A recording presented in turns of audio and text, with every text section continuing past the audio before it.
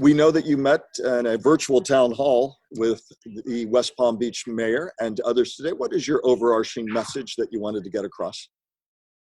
My overarching message is that, I heard so many people, your voices in your community in Palm Beach, and really that the issues that they care most about, which is obviously, COVID-19. Everybody's talking about school reopening, and actually, what the seniors in Florida are facing today. And even though we can't be, with people in person, we're still reaching people where they are and trying to connect and talk about this virus and really how it impacts their lives. Dr. Biden, as a lifelong educator, I know what's happening with school reopenings is of central concern to you. In Palm Beach County, for instance, they've chosen to begin with social distance learning only. On our Treasure Coast, a combination, in-person and social distancing.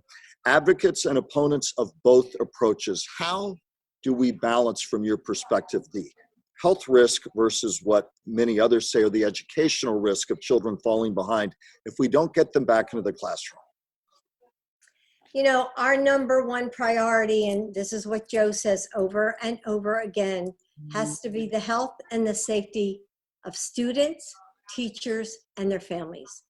I'm an educator, Michael, and no one wants to go back to the classroom more than educators, and students want to go back. But we have to reopen our schools in a way that's safe, and that means listening to the experts.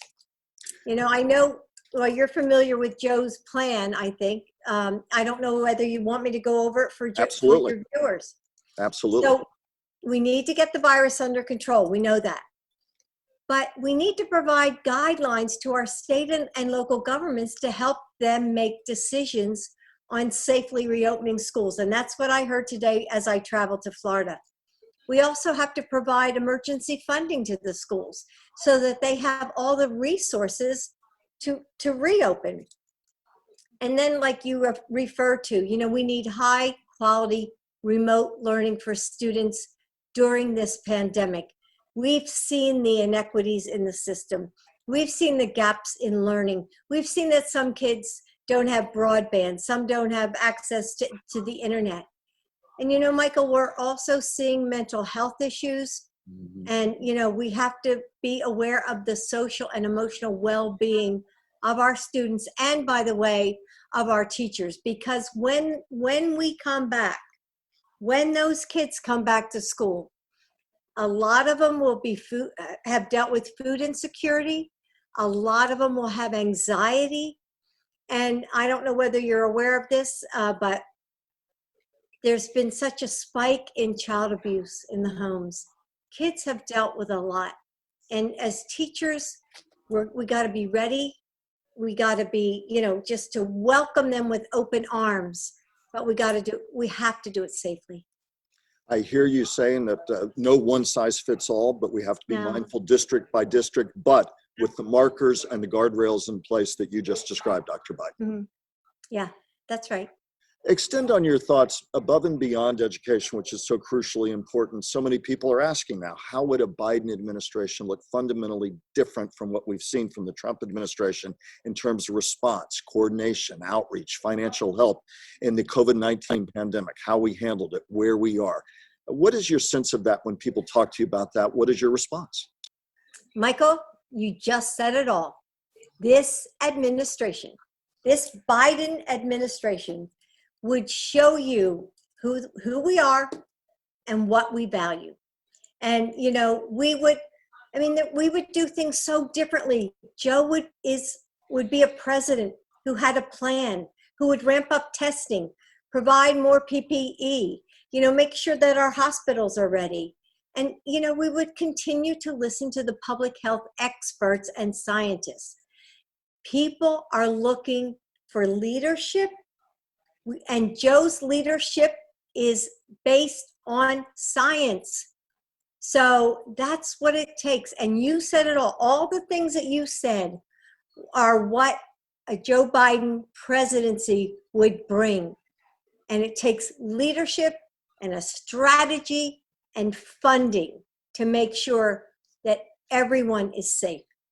Dr. Biden, in our remaining moments, two final questions. Social justice intermingled with law and order themes are something we're going to hear about a lot more of in the coming months. Many Floridians, including South Floridians where I live and work, are seeing ads, an elderly woman trying to get on the phone to call police. Somebody's breaking in, can't reach police, and there's a complaint that Joe Biden is defunding police. This is what will happen.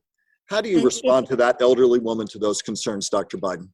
Listen, it is just not true. I want to say that, if I can say it again to all your viewers, that ad is not true.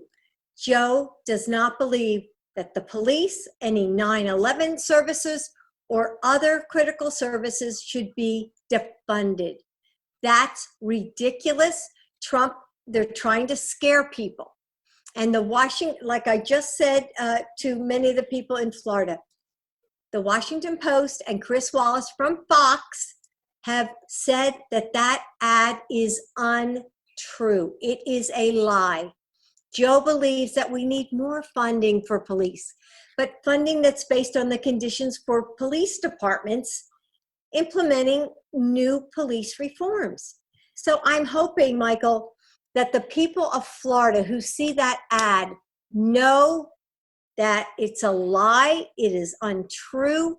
Joe Biden would never, never do anything to hurt our seniors, never. So I'm hoping that they trust him, and that ad is just untrue.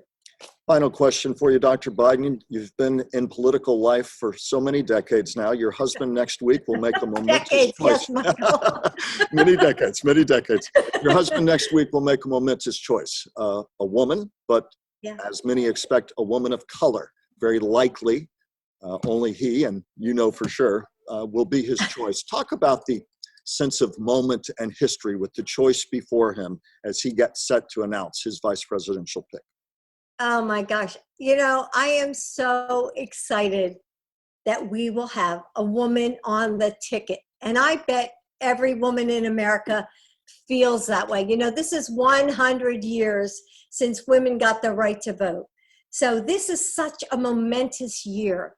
And, there are such a number of amazing and qualified women of color, including several women of color. So, he's always said that he's going to share, pick someone who shares his values, just like President Obama and Joe shared common values. That's what he's going to look for in a running mate. This is a moment in history in so many ways. And we've got to have hope that things are going to move on. Just like I said, 100 years since women got the right to vote. We're looking at all the inequities across America. We're looking at a chance for things. This pandemic, none of us, we haven't had have gone through a pandemic. So now's the time for change, and now's the time for hope, and Joe Biden brings that. Dr. Jill Biden, we thank you very much for taking a few moments to speak to us this day. Thanks.